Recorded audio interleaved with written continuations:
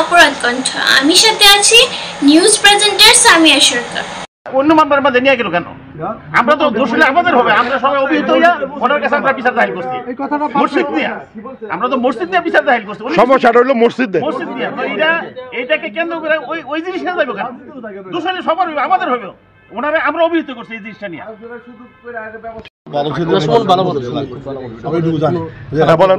সুমন চৌধুরী আসলে ব্যক্তি হিসেবে আমরা আশেপাশের মানুষ আমরা এই পর্যন্ত কোনো খারাপ রিপোর্ট পাই নাই। তার ওনার বিরুদ্ধে যে অভিযোগগুলি উঠছে আসলে এটা কি সত্য? মসজিদের হিসাব চাওয়ার জন্য আমরা সুমনকে ছোট ভাই হিসাবে ওদের সাথে কথা বলতে বলছিলাম। এখন হিসাব না দেওয়ার জন্য তারা এখন একটা ব্লেম সুমনের উপরে উঠাই দিছে। এটা সম্পূর্ণ পরিকল্পিত।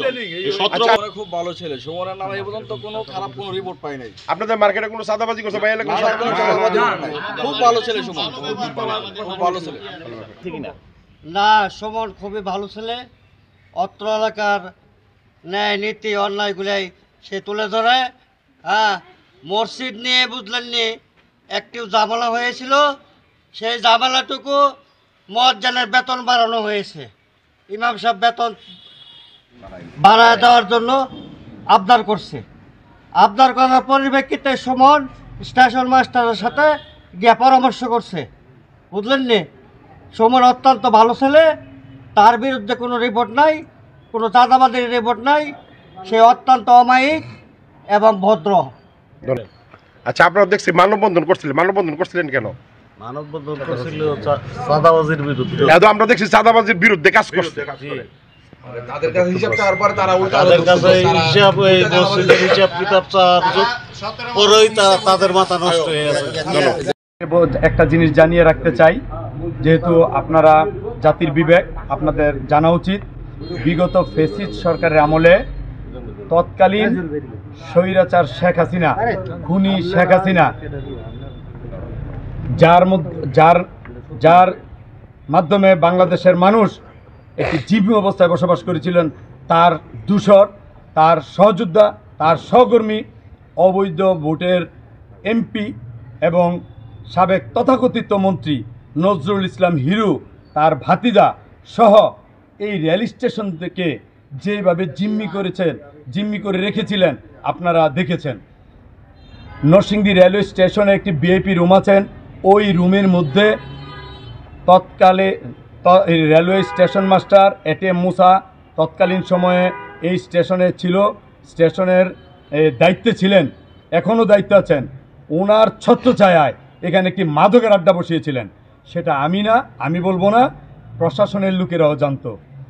ডিসি, জেলা জজের অনেক ম্যাজিস্ট্রেট সাহেব যারা গাড়িতে চলাফেরা করার সময় ভিআইপি রুমে এসেছিলেন তৎকালীন, তারাও এসে নিজের চোখেই দেখেছেন এবং তাদেরকে অনেক অ্যারেস্ট করার পায়তারাও করেছিলেন। তারা এমপি মন্ত্রীর ভাতিজার দোহাই দিয়ে তারা বাঁচিয়েছেন। আমি এই রেল স্টেশনে অবৈধ দোকান দিয়ে স্টেশনের অবৈধ এই জায়গাগুলা এই অবৈধ দোকানের মাধ্যমে এমনভাবে দখল করে রেখেছিলেন, স্টেশনে কোনো গাড়ি ঘোড়া রাখা যায় না, রিক্সার স্ট্যান্ডে রিক্সাওয়ালারা আসতে পারে না, একটা অটো আসতে পারে না, একটি যাত্রী সুন্দরভাবে নামতে পারে না। এই 5ই আগস্ট আমার দলীয় লোকজন এবং এলাকাবাসীদেরকে নিয়ে আমি নরসিংদী রেল স্টেশনের এই মাথা থেকে ওই মাথা পর্যন্ত সুন্দর পরিষ্কার করেছি এবং এই ভিআইপি রুমকে তাদের দখল মুক্ত করেছি এবং এই ভিআইপি রুমের অনেক নোংরা করেছিল। আমার নিজের পকেটে টাকা খরচ করে এটা আমি পরিষ্কার করে যাত্রীদেরকে আমি উপহার দিয়েছি। তারা বলেছে যে যাত্রীদের সাথে অসাধারণ করেছি। গোটা রেল ডিপার্টমেন্ট বলতে পারবে আমি কোনো যাত্রীর সাথে অসদাচরণ করি না এবং রেলওয়ের যে কর্তৃপক্ষ যারা আছেন তারা সকলেই আমাকে ফোন দিয়েছেন। ঢাকার গার্ড সাহেব, স্টেশন মাস্টার, বিভিন্ন কর্মকর্তা আমাকে ফোন দিয়েছেন যে আমি তো জানি আপনি অনেক ভালো মানুষ, রেলের দুর্দিনে দুঃসময়ে আপনি আমাদের পাশে থাকেন, এটা ফোন দিলে রাতে নাই দিনে নাই আপনি চলে আসেন, আমাদের পাশে দাঁড়ান। পুলিশ আগার আইন শৃঙ্খলা বাহিনী আসার আগে আপনি আমাদের পাশে দাঁড়ান। কি হলো ঘটনাটা আমি তাদেরকে সত্য ঘটনা জানিয়েছি, তারা দুঃখ প্রকাশ করেছেন এবং বলেছেন আমরা লিখিত অভিযোগ দিলে তারা এটার আইনানুগ ব্যবস্থা তারা নিবে। আর একটা জিনিস দেখেছেন, আমরা একটা ভিডিও ফুটেজে দেখেছি যে আমাকে নিয়ে একটি মেয়ে রিপোর্ট করেছেন।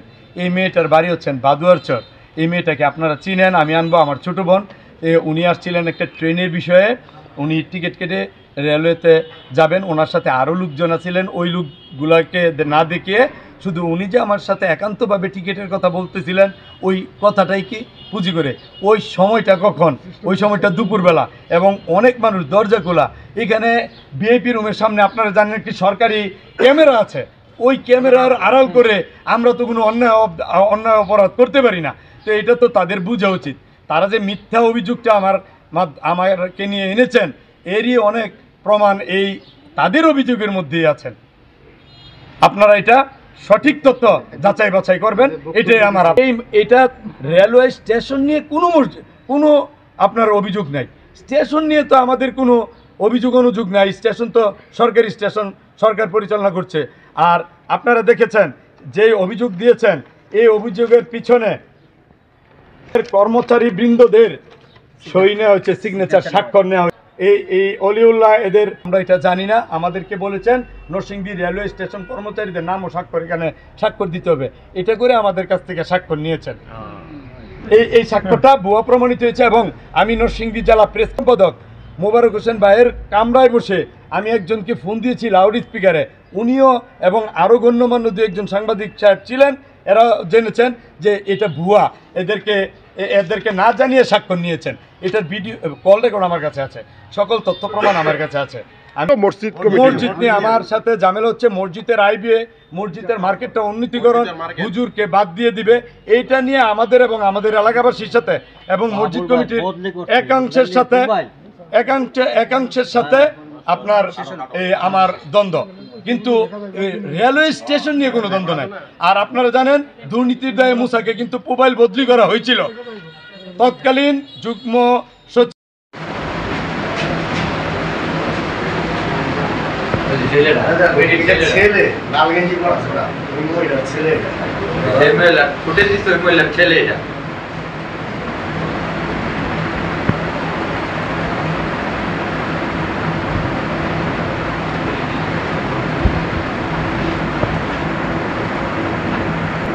মহিলার খালাতো ভাই।